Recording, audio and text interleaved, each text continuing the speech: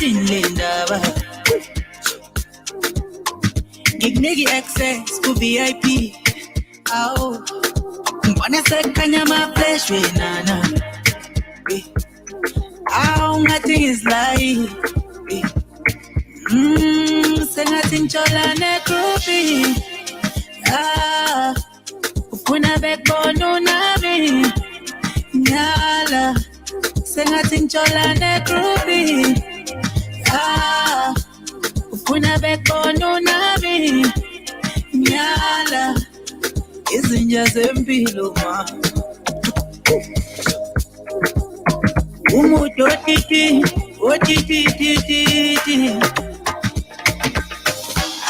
wama-elista ufuna uhlala nama-elista relax amusokupanika sama yomuthi wama-elista ufuna uhlala nama-elista relax amusokupanika sama yomuthi sengathi ngithola negrupi ufuna bekubona unami nyala sengathi ngitshola negrupi ufuna bekubona unami nyala izinja zempilo ma umuntu otiti angazi mina ngizoyithini le ndaba. Hello, everybody. A very good afternoon to you, and thank you so much for taking the time out of your very busy schedule to spend a few moments with me here on SML TV. Guys, before I get into it, just a few shout-outs today. Chewe, gift Nachalwe. Good afternoon to you, Chewe. Pretty Tumba. My favorite song, she says. I happen to like that song. I really do. Melt Joe Sibulwa. You say, that is my, what are you saying, Melt? What are you saying? Let me get that. Oh, you're saying Mr. Stambala, that's my favorite. Well, bless you.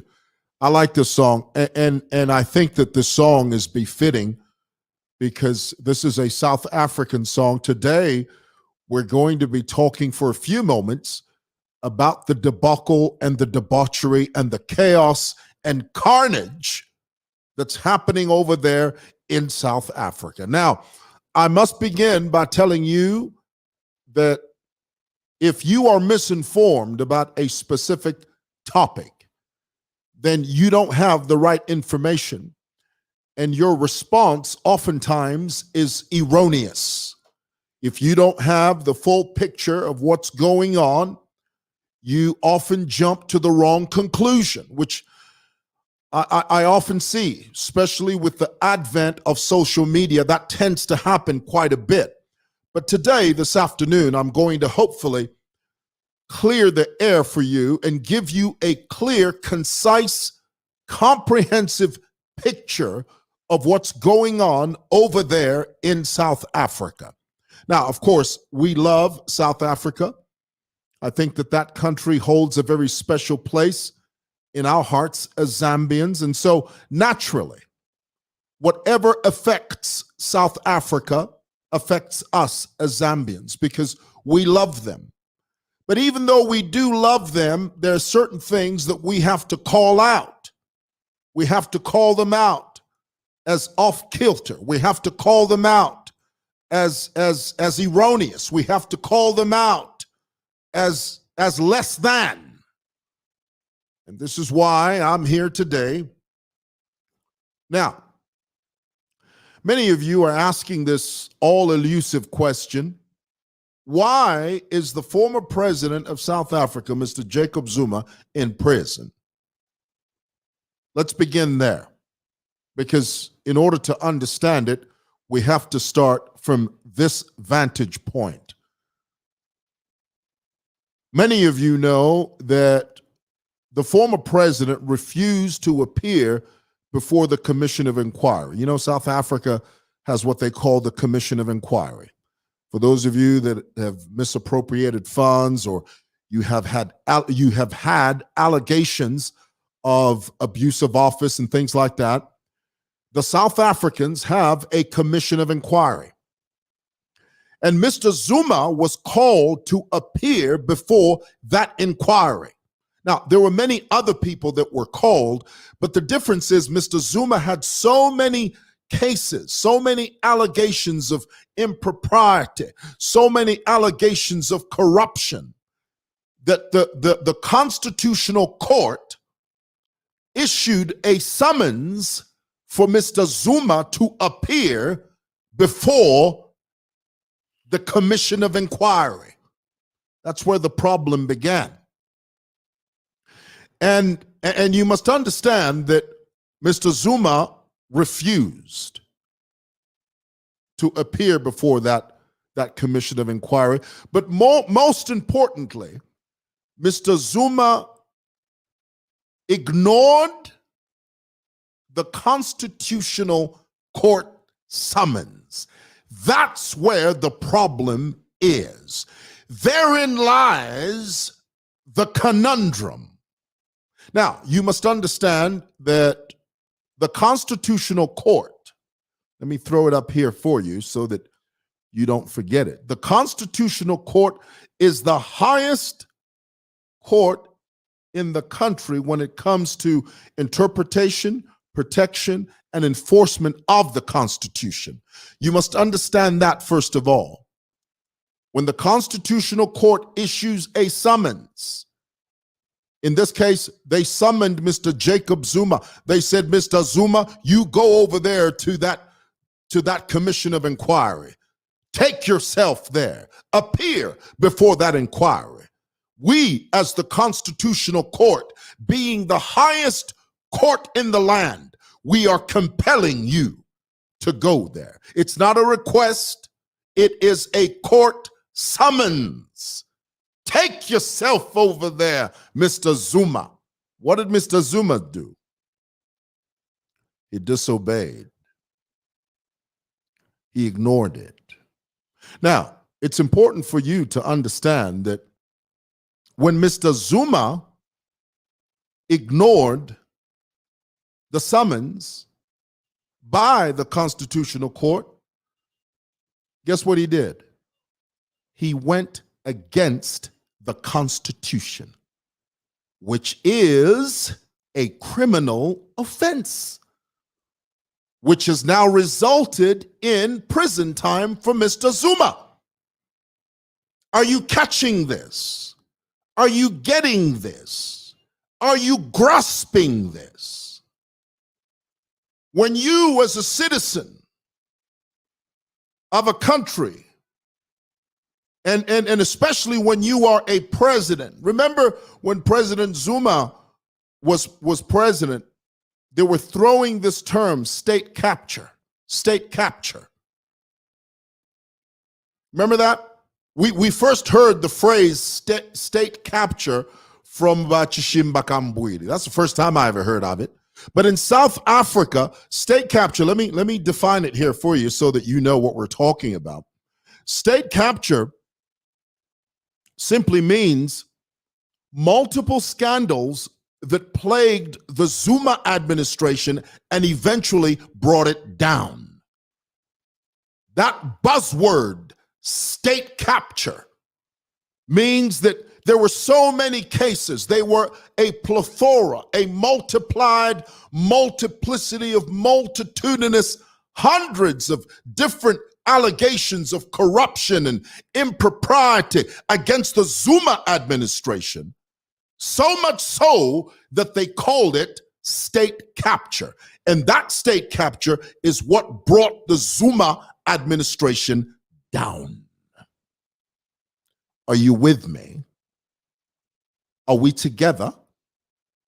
Are you getting it? Is it crystal clear? Now, when Mr. Zuma went against, when he disobeyed the summons, It means, like I said, he went against the Constitutional Court, which in turn means that he went against the Constitution. One of the things that presidents do when they're first sworn in, you think they do that to sound pretty? You think when a president becomes president of a country and they are sworn into office, one of the first things they do, they pledge allegiance to the Constitution. And they pledge to protect, preserve, and uphold the Constitution. Those are not just platitudes. Those are not just words you speak because you're in a good mood. Those are not words you talk, you spew out of your mouth as you tiptoe through the tulips. No. Those are heavy words. I promise to preserve and protect and uphold the Constitution. Now, if Mr. Zuma was not charged with what he's been charged with, South Africa's constitution would hold no substance. I want that to sink in for a moment. If Mr. Zuma had not been charged and sent to prison because he disobeyed the Constitutional Court's summons, it means then that South Africa's constitution is worthless, it's useless, it's pathetic, it has no function. And now here it is, you've got a bunch of KwaZulu-Natal citizens running around South Africa like headless chickens, demanding justice for a man that is embroiled in injustice. Oh, that's good. That just, I think that was just thrown in my spirit right there. You've got a bunch of young South Africans looting, pillaging, rioting, stealing, thieving, crooking, because they don't understand what the hell's going on. In their minds, no, Zuma, release Zuma. Well, it's a constitutional issue. And if you are unenlightened, you won't get it. If you're dealing with an electorate that is ignorant, that doesn't know anything about constitutional matters, that doesn't know that when the Constitutional Court summons you and you ignore that summons, you are going against the Constitution, thereby landing you in prison. If you can't wrap your brain around that, honey, I can't help you. Zuma, well, Mr. Jacob Zuma, got what he deserved. He's in prison, and rightly so. What Mr. Zuma is trying to foster, knowingly or unknowingly, which, to be honest with you, in my opinion, it's knowingly, is a sense of anarchy, carnage, lawlessness, and a disregard for the law. Rebellion against authority. You think those young South Africans, when they loot and they pillage and they rob and steal, you think they're doing it truly because they understand what's going on? First of all, they have not one clue. They don't have one iota of a semblance of understanding. They don't understand why Jacob Zuma is in prison. They don't. And here it is now, they've taken to the streets. What, you honestly think that they're marching and pillaging and looting because they believe in what they believe about Mr. Jacob Zuma? No, man, they're doing it to serve themselves. They're doing it to break into shops and steal television sets and couches and hogs and pigs and legs of cattle and dildos, might I add. Listen, if you don't know what a dildo is, I'm not going to sit here and explain that to you. You can Google it. They're stealing everything except the kitchen sink, which really, truly speaking, they are stealing the kitchen sink. They're stealing everything except the squeal. All in the name of what? They don't even understand. I mean, here it is. Let me show you some of the things that are happening over there in South Africa. Goodness gracious. I mean, some of these things you have to. It's incredible. Oh, I can't bring it up now. I thought wait a minute, big bookmarks. Oh, great. Forget it. I thought but you've seen the photographs. You've seen pictures of people that have stolen expensive couches, but because they don't know where to put them, they've just put them out there in the sidewalk. You've seen photographs of young men carrying whole.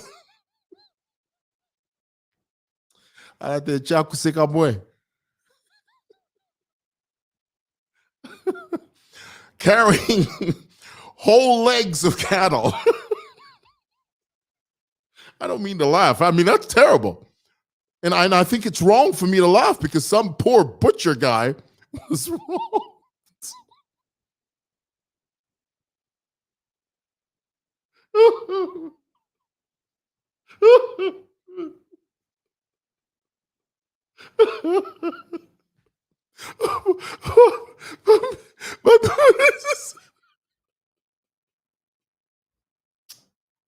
Oh, Lord, forgive me.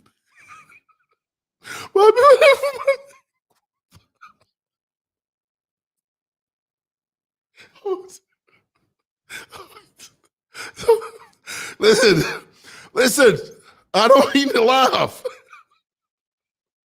This is terrible. Somebody. All right, listen. All right, enough of that. It's a terrible thing. I mean, there are people out there that are losing their livelihoods because you got a bunch of kids that are running around. They don't even know why they're protesting and destroying public property. South Africa, you need to get your act together. You do. Your country's falling apart at the seams. Yes, you've been through difficulties before. But if you allow the seed of rebellion to germinate, you will never recover from it. So my admonition to the South Africans is this: if you don't put that country back together again, just give it back to the Boers. Because you're fooling around. You're messing around with a country. You guys messed up a perfectly good country. Let's just put it that way.